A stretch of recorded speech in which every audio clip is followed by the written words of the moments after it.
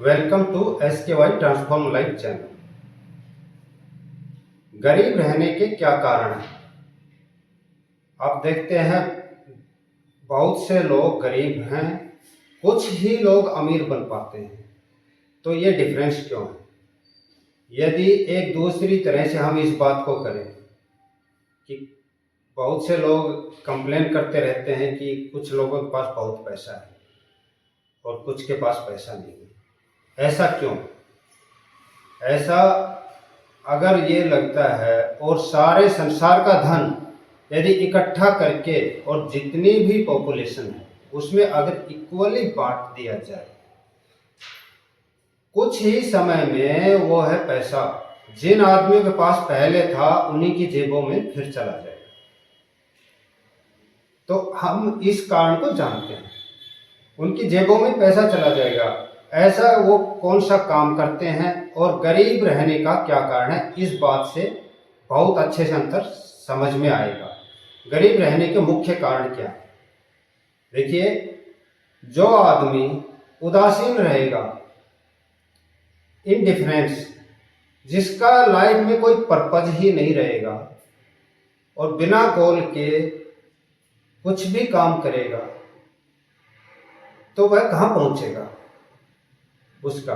तो lack of ambition, पहली बात तो ये है, लैक ऑफ एम्बिशन, पर्पज,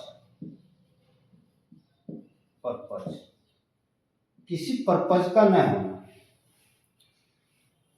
देखिए, गरीब घर में पैदा हो सकते हैं हम, लेकिन अगर गरीब मरते हैं और जिंदगी में अपनी स्थिति, फाइनेंशियल स्थिति सही नहीं कर पाए, तो वह आदमी खुद जिम्मेदार होता है, क्योंकि या तो वह पैसे को ठीक से हैंडल नहीं कर पाता या पैसे के प्रति उसका दृष्टिकोण सही नहीं है कि भाई पैसा क्यों चाहिए। देखिए, पैसा इसलिए चाहिए कि हमें, आदमी को अगर अपनी ग्रोथ और अपने पोटेंशियल पर, अपने डेवलपमेंट पर ध्यान देना है तो रिसोर्सेज चाहिए होते हैं कुछ, जो अगर अपने पोटेंशियल के अनुसार लाइफ जीनी है तो वो रिसोर्सेज कहाँ से आएंगे? वो पैसे से आएंगे। तो पैसा, नीड्स का तो पैसा चाहिए ना। बहुत ज़्यादा अगर मल्टी मिलियनियर ना हो, मिलियनियर ना हो, तो भी एक ज़रूरतमंद हिसाब से पैसा चाहिए। गरीब तो यानी कि बहुत, आप अपने रिसोर्सेज ही नहीं जुटा पाए, उस स्थिति में आप गरीब रह पाते हैं। तो इसके कारण यही है कि आप लैक ऑफ पर्पज और अपने आप पर ध्यान नहीं देना कि मुझे ग्रो करना है अपने पोटेंशियल पर। तो आपका जब पर्पज ही नहीं होगा तो फिर आप कैसे किसी अपनी स्थिति, फाइनेंशियल स्थिति की सोच सकते हैं?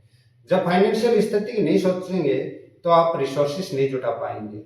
जिस वजह से उदासीन रहना, देर तक सोना, ये कारण है। अब आता है लैक ऑफ पर्पज हो गया, फिर फाइनेंशियल फ्रीडम, इसके बारे में नहीं सोचना। फाइनेंशियल फ्रीडम क्यों? फाइनेंशियल फ्रीडम किस लिए? फाइनेंशियल फ्रीडम किस लिए चाहिए? बहुत जरूरी है। देखिए, टाइम है एक इंपॉर्टेंट कमोडिटी है। हमारा जो स्पेन है, लाइफ का स्पेन, भाई 50, 60, 70, 80, जो भी किसी के लाइफ में जितना साल दिया है, औसतन मान ले तो हम 70 ईयर्स की लाइफ लेके चलते हैं।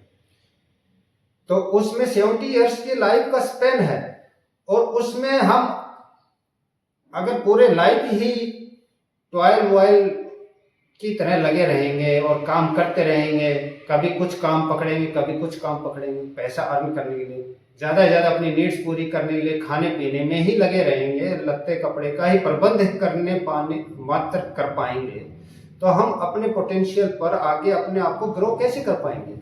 और पूरा उम्र तो ऐसे ही निकल जाएगा, फिर ग्रो कैसे करेंगे?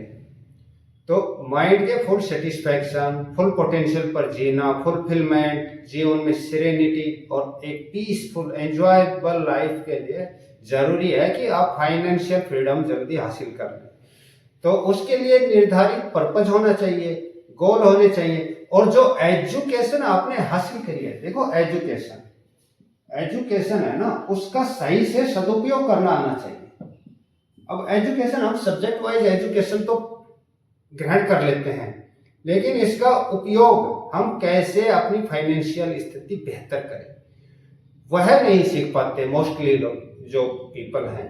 इसलिए गरीबी रहने का एकमात्र कारण ये है। एक आप ऐसे माहौल में रहे जहां पर लैक ऑफ एम्बिशन रहे कि आपने अपने सपने ही नहीं बनाए, नहीं डेवलप करे कि आगे मेरे को ऊंचे लेवल पे बढ़ना है। तो जब आपकी एसोसिएशन ठीक से नहीं पकड़ेंगे और जहां पर टाइम को ऐसे ही वेस्ट कर देंगे, बहा देंगे, गंवा देंगे, क्योंकि देखो दिन तो निकलना है और दिन बीतना भी है। या तो आप टाइम को यूटिलाइज कर लो, टाइम की पेस के साथ सीखो, और या फिर टाइम को बीत जाने दो, तो टाइम स्वीप हो जाएगा और आप अपनी स्थिति बेहतर नहीं कर पाएंगे।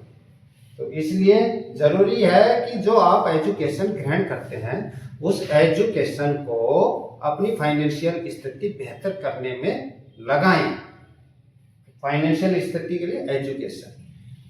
अब आता है कि पैसे को हैंडल करना नहीं आना। भाई पैसा अब इतना तो हर कोई आदमी कमा लेता है कि अपना रोजी रोटी का लत्ते कपड़े यानी कि जो कमाया खर्च कर दिया, लेकिन अपने लिए पैसा नहीं दिया। अपने लिए पैसा देना यानी कम से कम आप अपनी अर्निंग का 10% बचाइए, और बचा करके अलग से अगर कोई आदमी रखता है वह पैसा अपने आप को देना होता है। अब सोचते हैं कि कहते हैं कि जो कमाते हैं 10,000 कमाया, 20,000 कमाया या 30,000 कमाया या कुछ ज्यादा भी कमाते हैं लोग, तो उसमें अगर आपने 50,000 रुपये कमा रहा है कोई महीने का, तो कम से कम एटलीस्ट 5,000 तो आप निकालिए, अपने लिए रखिए। उसमें कपड़ों में, जूतों में, या बिजली के बिलों का भुगतान करने में या खाने पीने में, इन्हीं में पूरा खर्च कर दोगे, रेंट में, तो आपको लगे तो येगा कि ये सैलरी मेरी पूरी है। लेकिन आप ये देखिए, जब पैसा आपके पास बच ही नहीं पाया तो आपका पैसा कहाँ रह गया?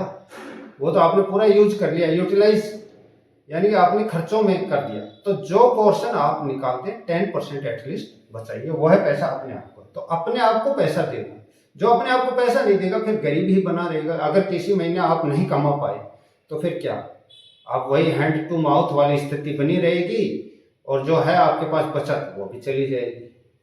किसी अगर आप, क्योंकि कभी कोई काम पकड़ा, कभी कुछ काम पकड़ा, कभी कुछ काम पकड़ा, कभी कुछ काम पकड़ा, इस तरह से घूमते रहने से तो पूरे महीने काम न करना, उदासीन रहना, ये सब आलस्य रहना, लैक ऑफ पर्पज रहना, ये सब पैसे के यानी गरीब रहने के कारण है, पैसा नहीं होना।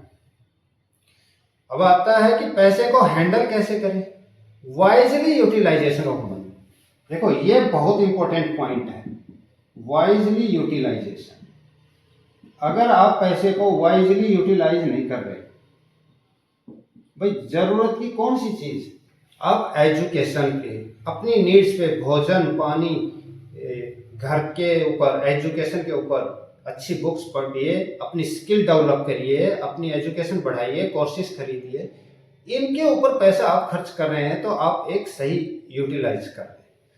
अदरवाइज दूसरी बहुत सी चीजें हैं जिनकी आपको नीड्स नहीं है, जो डिजायर्स हैं, केवल डिजायर्स के को ही चेज करना, डिजायर्स के पीछे ही लगे रहना, यानी कि हमेशा getting what we get instead of what we become. देखिए बहुत इंपॉर्टेंट लाइन बोल रहा हूं, अगर आदमी इस बात पर ध्यान देगा what we get instead of what we become, हम जो बने उसके बजाय हमें क्या मिले, अगर मिलने पे ध्यान दोगे पैसा, तो आप अगर कुछ बनोगे नहीं तो जो पैसा आप अर्न करोगे उसको बचा नहीं पाओगे, और बचा नहीं पाओगे, अर्न किया वो पैसा आप खर्च कर लिया, इतना तो हर कोई कर लेगा। एक बार पैसे का एक्विजिशन करने के बाद में उस पैसे को मेंटेन करना, उसको फिर ग्रो करना, ये स्किल सीखनी अगर नहीं आई तो फिर आप गरीब ही रह जाएंगे। तो वाइजली यूटिलाइजेशन और पैसे को हैंडल करना, ग्रो करना, फिर अपनी स्किल्स पर काम न करना,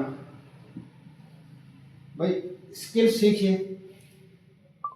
नई नई स्किल सीखिए जो आपको अर्निंग बढ़ाए, अर्निंग में सहयोग करें। अगर आप ये स्किल्स नहीं बढ़ा पा रहे हैं, अर्निंग नहीं बढ़ा पा रहे हैं, तो कभी न कभी आप एक ही स्किल पर डिपेंड हैं। अगर वो स्किल किसी वजह से छूट जाती है, आपकी कहीं नौकरी चली जाती है और दूसरी स्किल नहीं है, या फिर जैसे अडेप्ट नहीं कर पा रहे हो आप, अडेप्टेशन ये भी बहुत ज़रूरी पॉइंट है कि नई जो परिस्थितियां बनती हैं उनके अनुसार आप देखिए क्या संभावनाएं, नई संभावनाएं तलाशिए, इनोवेशन करिए। अगर ये सब चीजें नहीं कर पा रहे हैं तो फिर आपकी स्थिति इंप्रूव नहीं होगी, वही गरीब रहने का कारण रहेगा। लैक ऑफ एम्बिशन है, वही गरीब रहने का कारण होगा।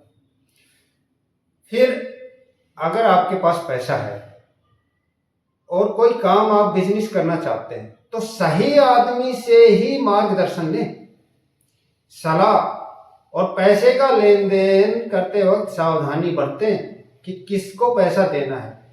अगर मैं यहाँ पर एक एग्जांपल बताता हूँ, अगर कोई ईंट बनाने वाला आदमी है, ईंट का भट्ठा चलाने वाला आदमी, और वह ये कह के ले आपसे पैसे का व्यवहार करता है कि मुझे कुछ पैसे दीजिए, मेरे को ईंटों का वो जो भट्ठा चलाने वाला वो कहता है कि मैं बाहर जा रहा हूँ और डायमंड का व्यापार करके वहां से कुछ डायमंड खरीदूंगा और फिर वो लेके आऊंगा और उसका व्यापार करूंगा।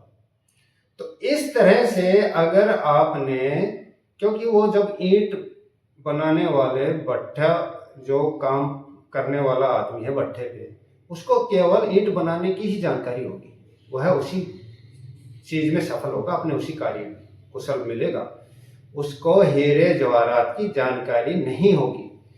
तो हीरे जवाहरात के पर्पज से वह पैसे लेता है आपसे और आपने उसको पैसा दे दिया।